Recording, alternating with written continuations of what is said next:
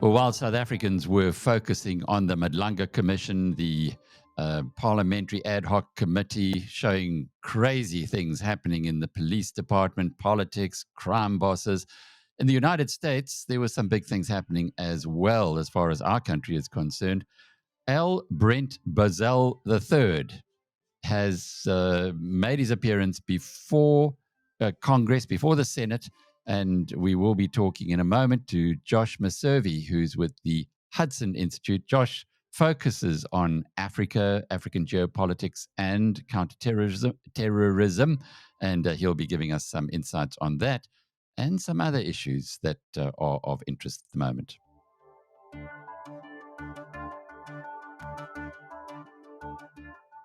Josh, as always, it's really good to catch up with you. Did you get a chance to watch, well, maybe before we start there, Brent Bozell III.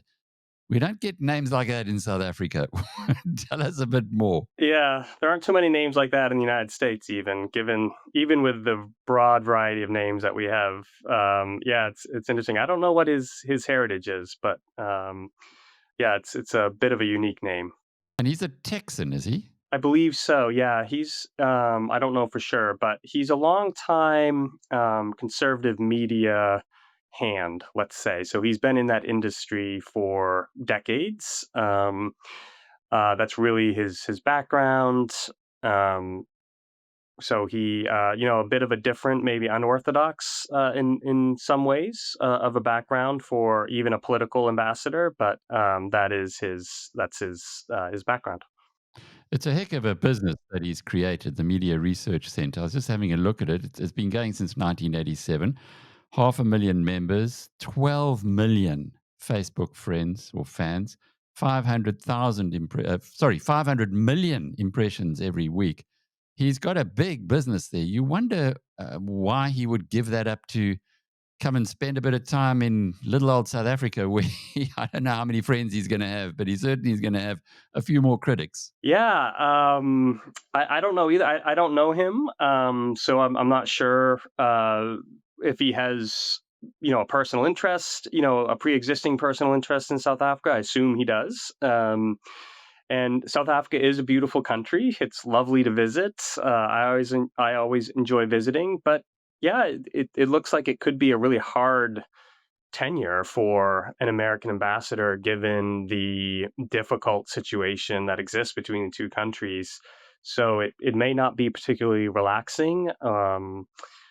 S- uh, w- we'll see. I'm sure he has his very good reasons for wanting this post, and I'm hopeful that he can be an effective ambassador for the United States. He certainly we were just talking about his professional background. He certainly does not shy away from hard conversations and even confrontation, which, from the American perspective, might really be necessary, depending on how this relationship continues on.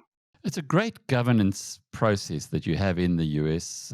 I know that many people think that Donald Trump should be doing more behind closed doors, but as far as the public is concerned, it's refreshing to see negotiations, if you like, being in public. And certainly the process that Brent Bozell had to go through before he got the thumbs up to be the ambassador, or I don't even know if he has got it yet, but he had to go to Senate, and the Democratic senator from Maryland certainly gave him a rough ride. They didn't they didn't hold back on their punches. Is that the way American politics just rolls? Very frequently, yeah. Now, of course, there is South Africa is a bit of a political contentious issue in Washington D.C.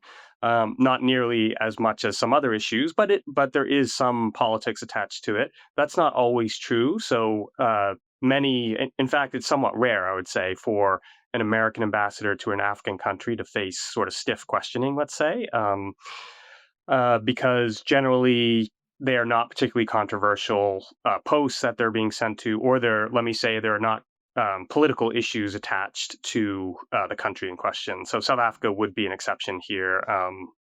Normally, they're quite these types of affairs. If it's to a non-controversial country, which generally, or a non if it's to a country where there are not political issues attached, usually it's a fairly friendly affair. Even they might even do it en bloc, what's called en bloc. So they'll confirm a whole group of ambassadors or other appointees at the same time. So there's uh, some appointees might not even get questions. Bozell did, as you referenced, and I think that's a result of the prominence that South Africa has in DC in certain circles. Mostly because of President Trump's public remarks, as you referenced. But I agree, it is a good system. They have to face the music. These appointees and even elected officials get called before Congress frequently and face a very, very vigorous questioning at times. These types of hearings can be hugely entertaining because of the exchanges that go on. And I do think that's a valuable part of the American system. Cody from Paul has sold multiple vehicles to We Buy Cars. Suspicious? I think so. Is that a crime? No. Where are you getting the cars? I buy them and I sell them at the spot like a normal person. Okay. No, man, I'm just an accounting student.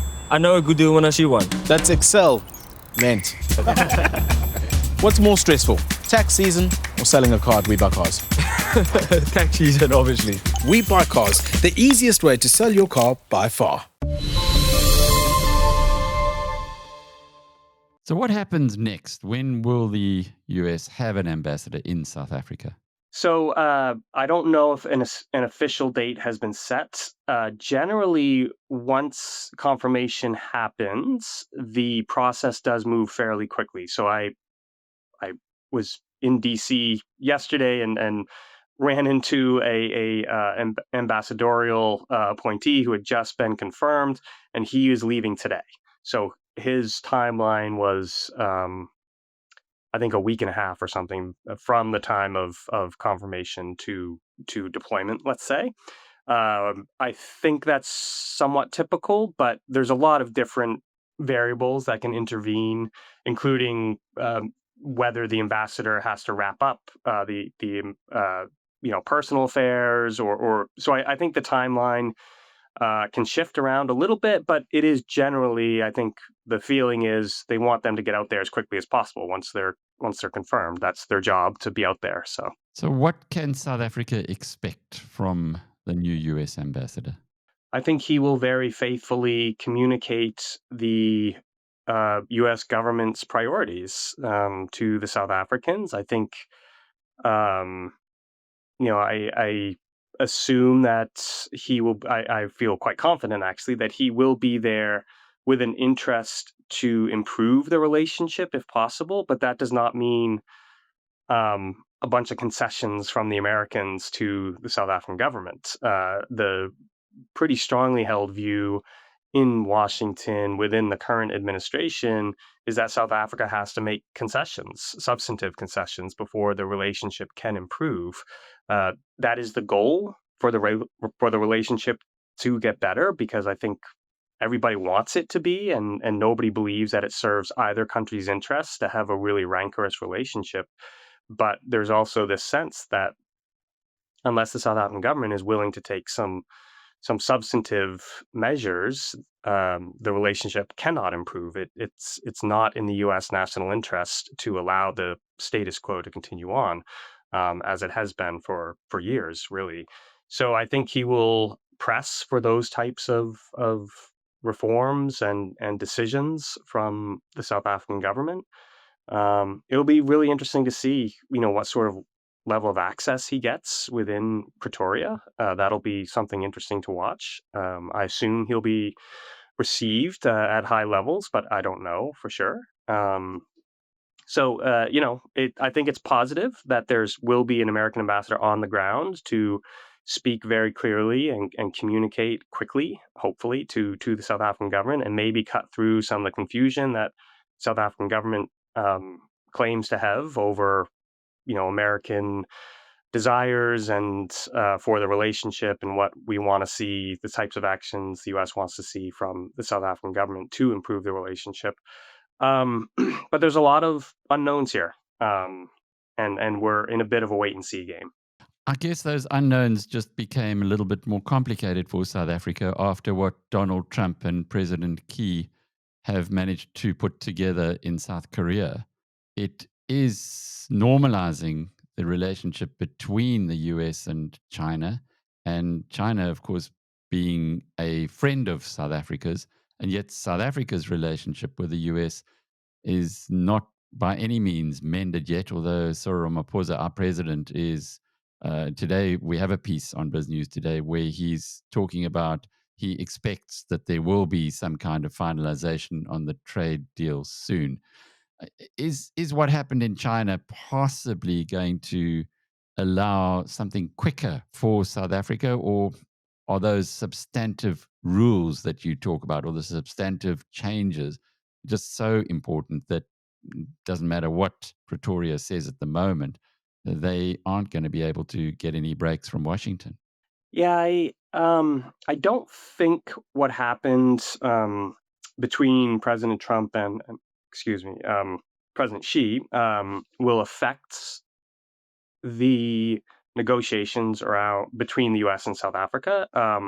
The issues are quite separate. Obviously, South Africa's relationship with China is one of those things that frustrates the United States, but it's not one of the core problems. Iran, much more of a core problem. Even Russia, you could argue, is more of a problem for the United States. And then, of course, the non-tariff trade barriers like BEE or even EWC that's potentially threaten American investments in the country. Those are the real sticking points, and again, the farm murders and et cetera. So I think the China issues are a bit ancillary to the main event, let's say, between the U.S. and South Africa. So I don't expect that what is going on currently, it just happened between President Trump and President Xi, will much affect the U.S.-South Africa relationship. The other thing about the President Xi, President Trump meeting, and President Trump has said it went terrifically well, et cetera. And we've already seen, Chinese companies starting to buy American soybeans, for instance, which was one of those sort of tit for tat measures that had been put in place. We still don't know exactly where the U.S.-China relationship is going. We don't have any substantive or comprehensive, let me say, details about the arrangements. I'm sure there'll have to be a lot of follow-on work, and it could fall apart pretty quickly because there's also in DC, there's a very strong hawkish community on China that really sees China as the premier competitor to the United States. It sees it as an adversary that is constantly, when you think about just cyber attacks, for instance, China constantly attacks the United States through all sorts of nefarious cyber methods, and they've stolen immense amounts of personal data on Americans. I'm sure they have mine, not because I'm important, but because they have essentially everybody's in the United States. They do that constantly, and then there are other activities that are almost equally provocative. So this is the type of challenge the United States is dealing with, and there's a very large, as I say, segment of China hawks in Washington, D.C. that will be wary of something that looks like a real attempted rapprochement between the U.S. and China. Now, again, who knows how that plays out politically? I have no idea.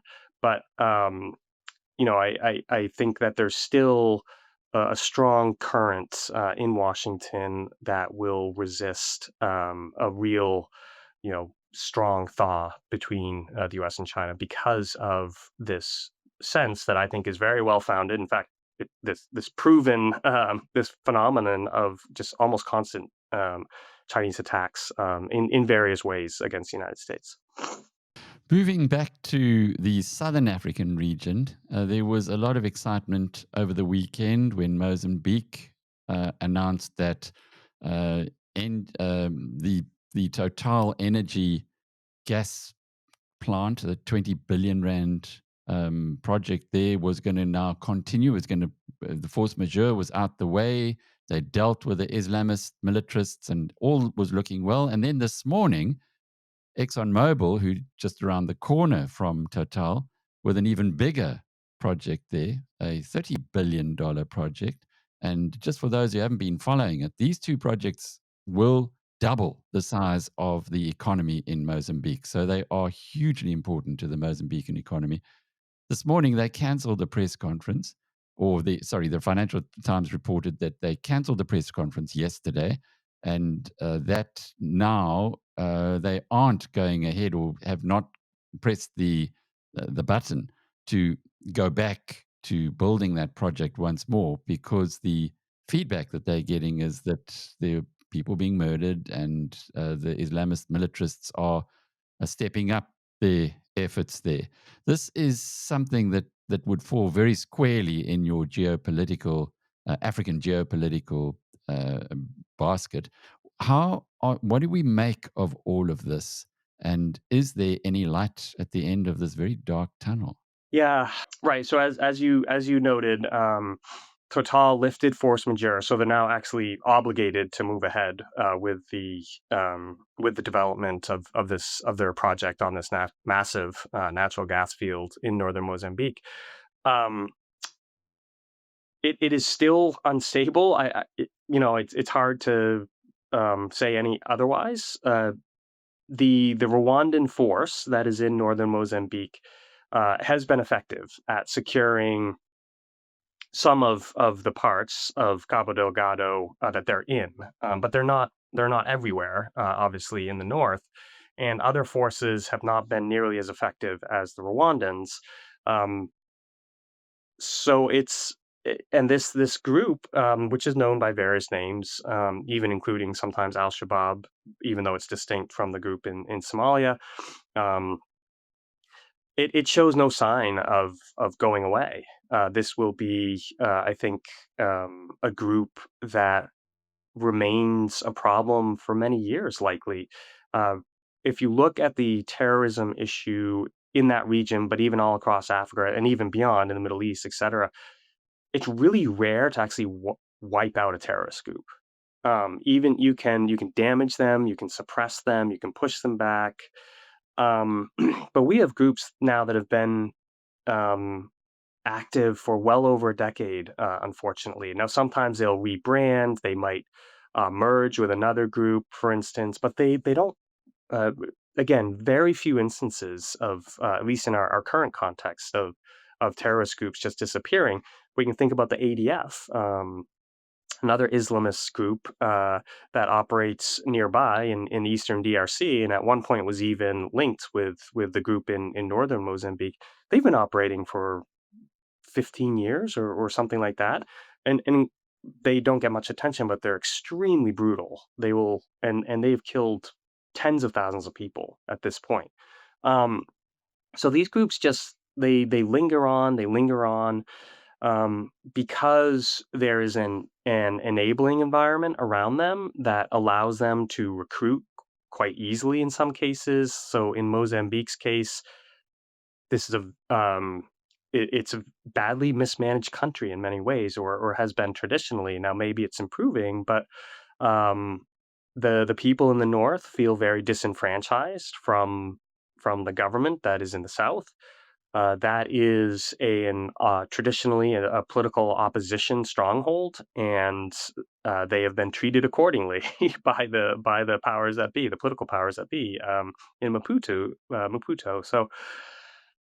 Um, so I think that enabling environment remains, and then you do have this Salafi conception of Islam that has become very widespread across Africa. Traditionally, Africa is Sufi. That was like the ancient sort of practice of Islam in Africa, but that's been displaced in some areas, places like Somalia, where they're almost all Salafi now, because of this sort of global Salafi movement that was funded by the likes of Saudi Arabia, especially, but also some of the other Gulf states. Now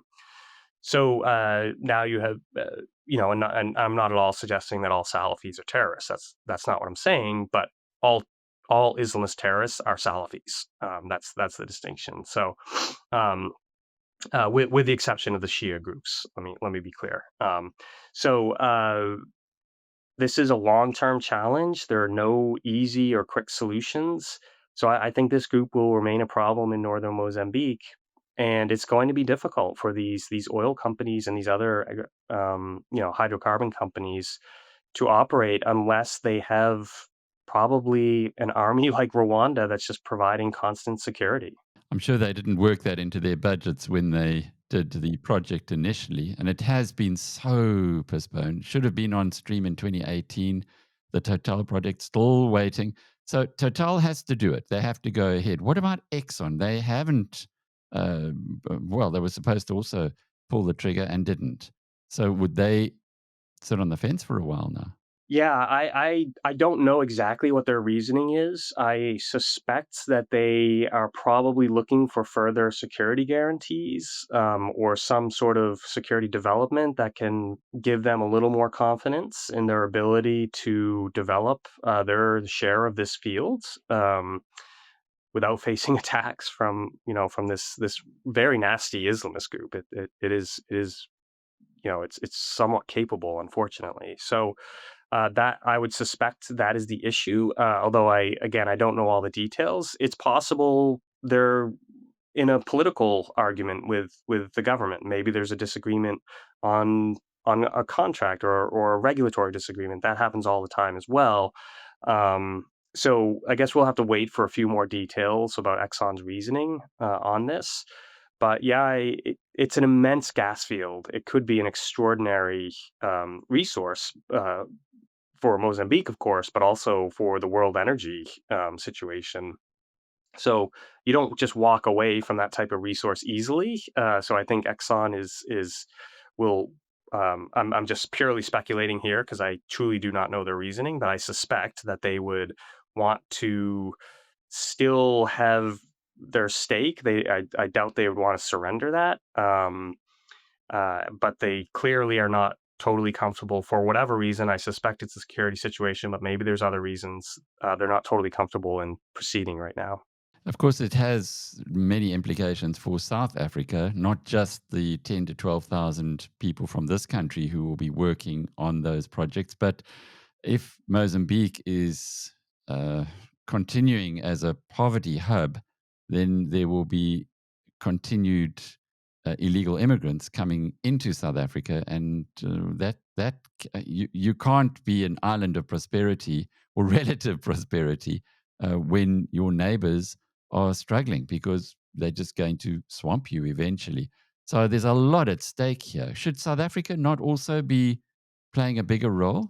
Well, I'm not sure what role South Africa could play. Militarily, South Africa has really struggled to field effective forces recently. We saw this in Eastern DRC. They lost men up there, and they were really. They probably could have gotten wiped out if the rebels up there, the M23, who are backed by Rwanda, decided to do so. That was how dire the situation was. If I remember correctly, there was a South African component of the SADC force that went to northern Mozambique and tried to fight this group, but they haven't been very effective. Again, it's really been the Rwandans. Even their mercenaries have been fighting. So the sort of the infamous Russian mercenary outfit Wagner fought against this group up in the north and lost men and pulled out. So Wagner eventually wanted no part of this. So I'm not sure what South Africa can do, other than lending its good diplomatic offices if there was an opportunity there. But again, how do you negotiate with a totalitarian Islamist movement, which is what these things are? So very, very difficult. But I agree. It is I think your analysis is exactly correct. This is a huge problem for South Africa because of, the jobs issue that you mentioned and the illegal immigration. It's not just Mozambicans coming down. Mozambique is a major route for illegal immigration from other parts of the continent into South Africa. So until Mozambique stabilizes and hopefully achieves some prosperity, it's going to remain a challenge for South Africa, which is tragic. Mozambique is another one of those really beautiful countries. When I've only been there once, but we were in the south, and there was a lot of South Africans in the southern part of Mozambique, day tripping or even spending the weekends and enjoying the weather and the beaches and the food and everything else. So hopefully Mozambique can stabilize. It will start with better governance. That is the key. If they cannot better manage this country, and interestingly, President Chapo is in D.C. now. He's there for talks. So the U.S. is engaging. It'll be interesting to learn whether the president spoke with ExxonMobil while he's here. I expect he will. I believe he's going to Houston. So I'm sure maybe he already spoke with Exxon. I'm not, and maybe that did not calm Exxon. So we'll have to wait to see some more of these details come out before we can have a better sense of what's happening. President Daniel Chapo, he's the new president, was elected in January, and many Mozambicans are hoping that this will be a new dawn, but so far, not that easy. Josh Meservey is a senior fellow at the Hudson Institute. I'm Alec Hogg from biznews.com.